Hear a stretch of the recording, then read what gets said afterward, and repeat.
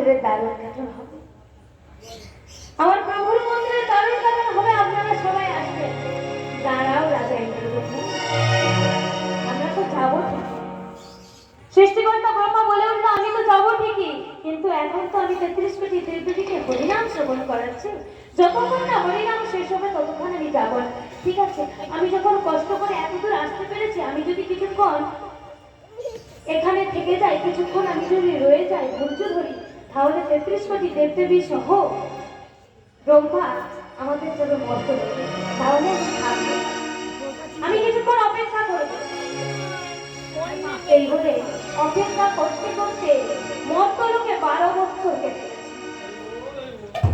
এদিকে সেই মন্দির কি হয়েছে না, সমুদ্রের পাশে তো, সমুদ্রের পাশে তো মন্দির, সমুদ্রের বালি জমে জমে মন্দিরে বালির স্তূপ হয়ে গেছে, যদি চূড়াকে দেখা যাচ্ছে।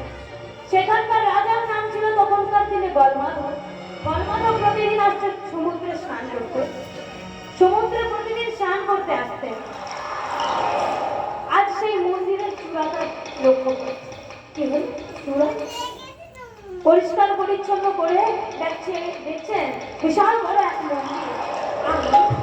এত সহজে আমি একটি মন্দির পেয়ে গেলাম, আজ থেকে এই মন্দির আমার। দুজন গাড়িকে দাঁড় করে দিয়ে চলে গেছে। আজ 12 বছর পর 33 কোটি দেবদেবী সহ ব্রহ্মা এবং রাজা ইন্দ্রদুম্ন সবাই মিলে আসছেন মর্তলোকে। যেই দ্বার দিয়ে এসেছিলেন তার নাম হলো স্বর্গদ্বার।